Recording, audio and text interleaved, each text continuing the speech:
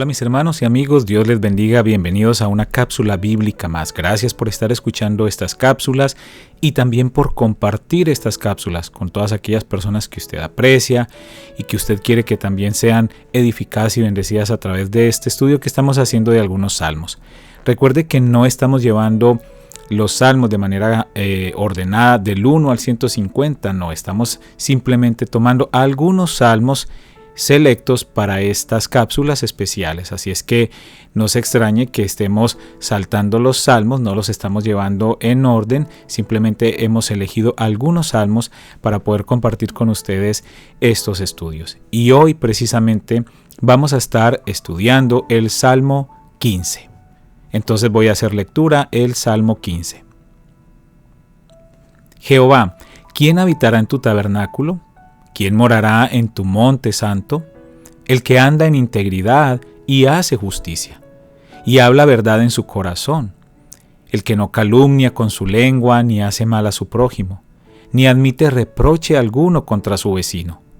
Aquel a cuyos ojos el vil es menospreciado, pero honra a los que temen a Jehová. El que aún, jurando en daño suyo, no por eso cambia. Quien su dinero no dio a usura, ni contra el inocente admitió cohecho. El que hace estas cosas no resbalará jamás.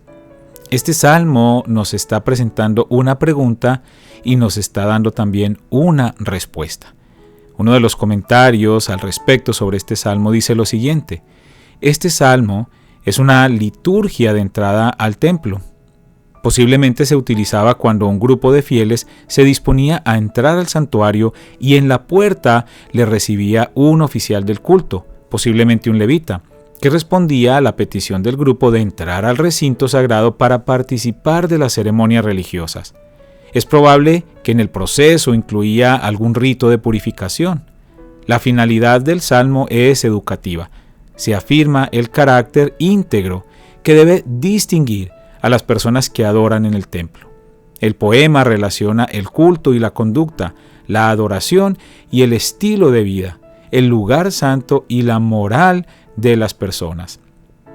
Uno de los comentarios del Dr. Samuel Pagán plantea estos 3 puntos o divisiones del Salmo. Primero, la pregunta: ¿quién está capacitado para entrar al templo? Segundo, calificaciones éticas y morales. Y tercero, una identificación de la persona íntegra. Para un propósito de estudio este día, en esta cápsula, vamos a enumerar 3 puntos en este Salmo 15.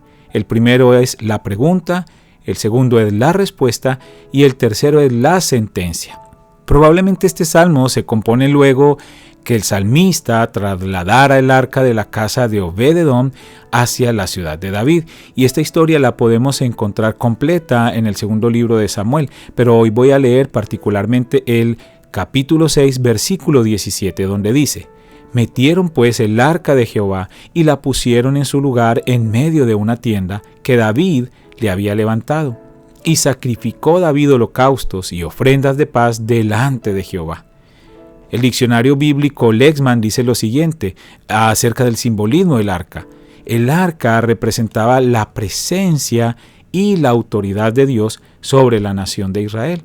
Además representaba el pacto de Dios con los israelitas y la obediencia que esperaba de ellos. Por eso la figura del arca en este Salmo 15 es tan importante, porque representaba la presencia de Dios mismo. Entonces, sobre ello el salmista se basa para darnos a conocer a nosotros algunas características importantes de las personas o de aquellos que podían estar en presencia del arca. Ahora, es importante saber un poco del contexto histórico de este salmo, y es probablemente, no es 100% seguro, pero al parecer esto era lo que estaba sucediendo en el momento histórico, y de allí entonces la relevancia del salmo.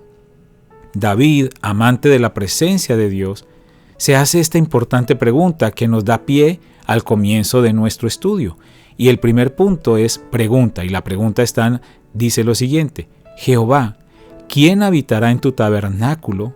¿Quién morará en tu monte santo? Así comienza el Salmo. En la Nueva Traducción Viviente nos dice de esta manera: Señor, ¿quién puede adorar en tu santuario? ¿Quién puede entrar en tu presencia, en tu monte santo? Aquí David, seguramente deseando estar en la tienda donde estaba el arca y quizá pasar la noche allí contemplándola, se estaba haciendo esta pregunta. E inmediatamente David, conociendo como conocía a Dios y sabiendo que es un Dios santo, él entonces se responde a sí mismo en este Salmo 15. Y llegamos al segundo punto, que es la respuesta.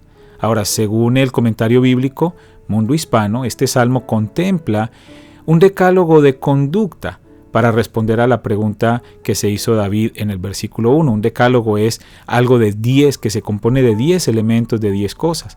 Entonces este mismo comentario bíblico Mundo Hispano nos da 10 puntos que responden a esta pregunta de quién puede adorar delante del Señor. Ahí entre el versículo 2 y el versículo 5 encontramos estos 10 puntos importantes o estas 10 características, si lo podemos llamar de alguna manera, estas condiciones de la persona que puede adorar delante de Dios. Primero, integridad. Segundo, hacer justicia. Tercero, hablar verdad. Cuarto, no calumniar. 5, no hacer mal al prójimo. Sexto, no reprochar. Séptimo, no menospreciar. Octavo, no jurar para hacer daño. Noveno, no practicar la usura.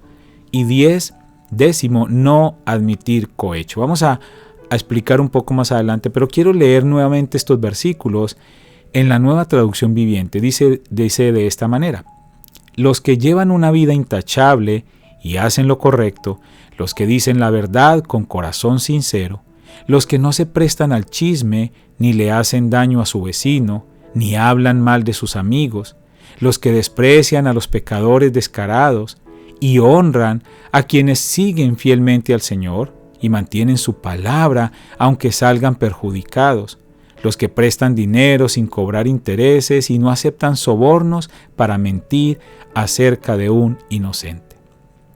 Esta es una descripción detallada de un creyente que ha sido transformado por la presencia misma de Dios.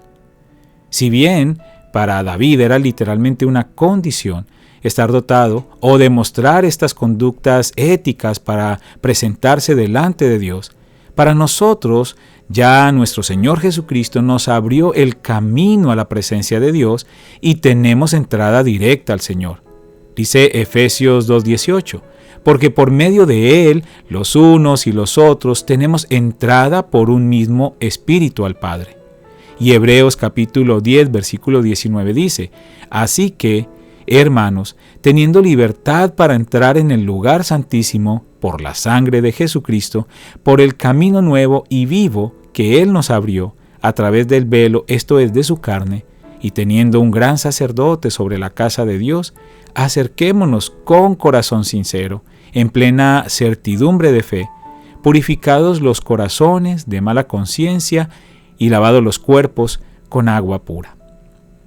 Pero precisamente como nosotros tenemos ese acceso directo a Dios y el Espíritu Santo mora en nosotros, entonces debemos demostrar su presencia con nuestro testimonio. Primera de Pedro capítulo 2 versículo 12 en la Nueva Traducción Viviente dice: procuren llevar una vida ejemplar entre sus vecinos no creyentes. Así, por más que ellos los acusen de actuar mal, verán que ustedes tienen una conducta honorable y le darán honra a Dios cuando Él juzgue al mundo. Entonces, estas condiciones que eran para David necesarias tener para habitar ante la presencia de Dios, para nosotros también se convierten en conductas o manifestaciones de la presencia de Dios ya en nuestra vida. Vamos a hacer un repaso de esos 10 puntos: integridad, hacer justicia, hablar verdad, no calumniar, o sea, no chisme, no hacer mal al prójimo, no reprochar, es decir, no murmurar, no menospreciar a quienes honran a Dios sin importar la condición, no jurar para hacer daño, no practicar la usura, esos intereses excesivos, y no admitir cohecho o sobornar. Esto nos lleva entonces al tercer punto de este salmo que estamos estudiando, y es la sentencia. ¿Qué es una sentencia? La sentencia es una resolución de un juez o de un tribunal con la cual pues se concluye un juicio o se concluye un proceso. Entonces Dios, como juez absoluto, es quien resuelve y determina esta sentencia para quienes viven esas conductas de las que hemos estado hablando. El versículo 5 en la parte C dice: el que hace estas cosas no resbalará jamás. En la Nueva Traducción Viviente dice: esa gente permanecerá firme para siempre. En la Palabra de Dios para Todos dice: solo el que lleve una vida así podrá estar siempre cerca de Dios. Y en la traducción del lenguaje actual dice: quien así se comporta vivirá siempre seguro. Entonces podríamos decir que esta sentencia es como dice 1 de Juan 2:17: y el mundo pasa y sus deseos, pero el que hace la voluntad de Dios permanece para siempre. ¿Qué podemos concluir entonces de este Salmo 15? Este Salmo nos está inspirando para vivir una vida que honre, una vida que exalte la grandeza de Dios en nuestra propia manera de vivir, es decir, con nuestro testimonio. Y así como David anhelaba pasar tiempo en la presencia de Dios, nosotros que vivimos en su presencia debemos anhelar el ser un reflejo de esa presencia a nuestro alrededor. Recordemos que la Biblia dice que Jesús es la luz del mundo y también dice que nosotros somos la luz del mundo. No porque nosotros tengamos la luz propia, sino porque nosotros estamos reflejando al que tiene la luz, es decir, a Jesucristo. Entonces, tú y yo somos un reflejo de la luz de Cristo y por eso necesitamos tener estas conductas en nuestra vida que son una muestra de la obra de Dios en nosotros. Es parte de nuestro testimonio en donde quiera que estemos. Hay un poema muy hermoso de un autor que se llama Francisco Estrello y se llama La vida en Dios, y quiero compartirlo con ustedes. La vida en Dios es vida de aventura, vida llena de ensueño y de grandeza, rumbo heroico que apunta hacia la altura, persiguiendo la gracia y la belleza. La vida en Dios es fe de iluminado, en un perpetuo florecer de cumbre. Es ser un siervo del mar bañado en el calor intenso de su lumbre. La vida en Dios es ir por los caminos, ardiendo el corazón, la mano abierta, y llenar de los cánticos divinos la soledad estéril y desierta. La vida en Dios es fuego y armonía, es salmo y es poema de ternura, que en la aspereza cruel de cada día va dejando la miel de su dulzura. La vida en Dios es ruta dolorosa, es visión de la cruz, jalón de gloria, es pasar por la noche tenebrosa y despertar en alba de victoria. Oremos. Padre, te damos gracias por este precioso Salmo 15. Gracias porque en este Salmo, Señor, tú nos has hablado a nuestro corazón.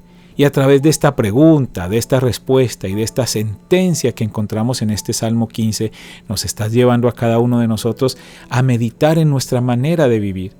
Nosotros sabemos que por el hecho de Jesucristo habitar en nuestras vidas, nosotros tenemos acceso al Padre directamente, pero necesitamos también demostrar que esa cercanía con el Padre ha afectado positivamente nuestra manera de vivir. No podemos seguir viviendo de la misma manera cuando nosotros te hemos conocido. Ayúdanos para que nuestro testimonio sea un testimonio de bien y podamos impactar a muchas personas a nuestro alrededor, comportándonos de la manera correcta, de la manera en que se comportan personas que realmente habitan en tu presencia. Ayúdanos a vivir en integridad, a hacer justicia, a hablar verdad, a no calumniar, a no hacer mal al prójimo, a no reprochar, a no menospreciar, a no jurar en vano para hacer daño, a no practicar la usura, a no sobornar. Todas estas conductas negativas que nos alejan de ti y que hablan de una vida que está lejos de ti. Ayúdanos a hacerlo totalmente lo contrario para honrarte, para exaltar y glorificar tu nombre. Gracias te damos, Padre, en el nombre de Cristo Jesús. Amén. Gracias a todos ustedes por escuchar esta cápsula y por compartirlas cada día. Yo espero que estas cápsulas estén siendo de bendición y sígalas compartiendo para que más y más personas puedan ser edificadas a través de esta palabra. Dios les bendiga.